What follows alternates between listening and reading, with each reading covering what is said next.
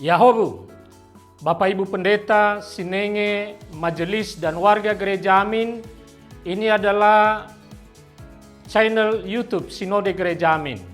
Karena itu, bagi yang mencintai Gereja Amin, tontonlah, subscribe, like, dan bagikan.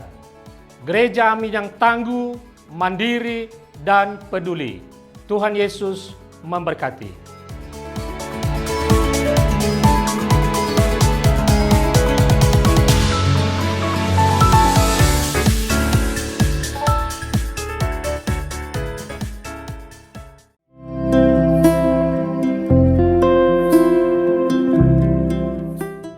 Hai Teens, jumpa kembali dalam acara TFC pada hari ini. Nah, hari ini kita akan kembali menyimak tulisan dari Pendeta Michael Suryajaya dalam buku renungan Teens for Christ dengan judul Menyesal, berdasarkan dari Matius 26 ayat 69 sampai 75 bersama saya, Yohanes Sung. Mari kita berdoa.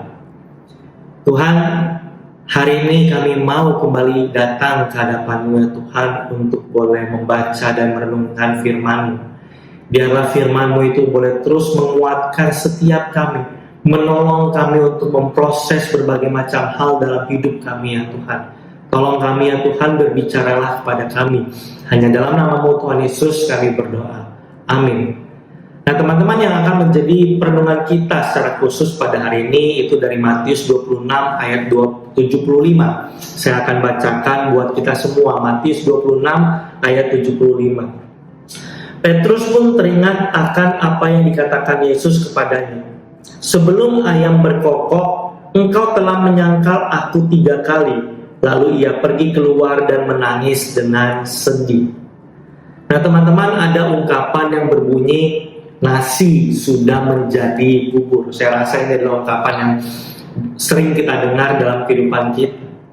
Nah, ungkapan ini menggambarkan sesuatu yang telah terjadi dan tidak dapat diulang kembali atau dikembalikan seperti semula.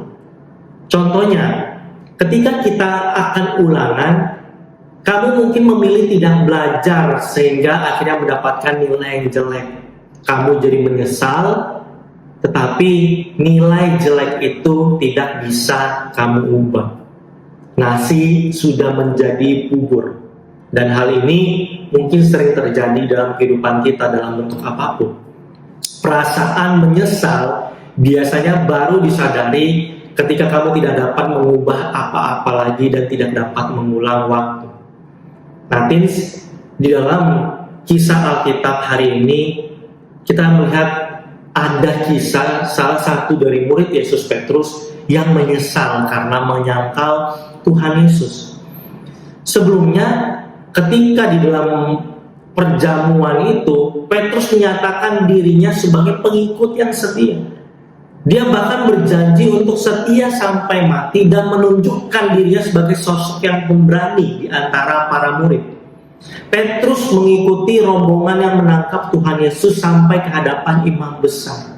Namun, ketika para hamba dan orang-orang di sana bertanya tentang identitasnya, ia menyangkal bahwa dirinya mengenal Tuhan Yesus.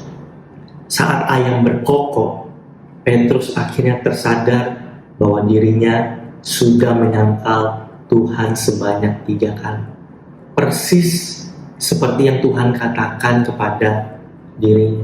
Teman-teman, tindakan itu bukanlah hal yang seharusnya dilakukan oleh seorang murid Tuhan yang mengaku bahwa dirinya pemberani.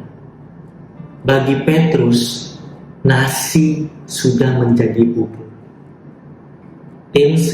Menyesal itu terasa sangat berat. Petrus menyesali langkah yang ia ambil ketika dia menyangkal Tuhan Yesus. Namun, jangan sampai kamu terpuruk di dalam penyesalan tanpa melakukan apa-apa. Di dalam tradisi gereja mula-mula, Petrus dikenal sebagai pemimpin para murid dan rasul yang banyak mempertobatkan orang. Dan hal itu terjadi karena Petrus tidak terjebak dan tenggelam dalam penyesalan mereka. Berbeda seperti Yudas yang akhirnya kemudian memutuskan untuk mengakhiri hidupnya. Dan Petrus mau dipulihkan kembali, mau melangkah kembali kepada Tuhan. Teman-teman, selalu ada kesempatan dan pemulihan dari Tuhan sehingga seseorang dapat menjadi pribadi yang lebih baik. Dan kalau mungkin hari ini ada banyak penyesalan dalam kehidupan kita, teman-teman, mari kita bawa itu kepada Tuhan dan kita berusaha berjuang untuk menjadi pribadi yang lebih baik lagi. Mari kita berdoa. Tuhan Yesus, saat ini mungkin ada banyak penyesalan yang kami rasakan di dalam kehidupan kami. Kenapa kami berbuat ini, kenapa kami berbuat itu. Tuhan, melalui firman Tuhan hari ini, kami disadarkan kalau kami tidak boleh hidup atau terjebak dalam penyesalan kami, tapi kami perlu terus melangkah, menjalani kehidupan yang sudah Kau berikan kepada kami. Dan jikalau masih ada penyesalan-penyesalan yang kami rasakan, biarlah kami boleh bawa itu ke dalam Engkau ya Tuhan, dan Kau yang boleh pulihkan hidup kami supaya kami boleh melangkah dengan kehidupan yang lebih baik, tidak terjebak lagi dalam penyesalan kami, tapi kami melangkah bersama dengan Engkau ya Tuhan.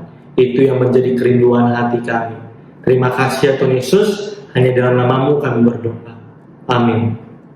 Nah teman-teman, demikian renungan kita hari ini.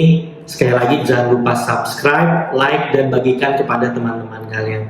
Tuhan Yesus memberkati.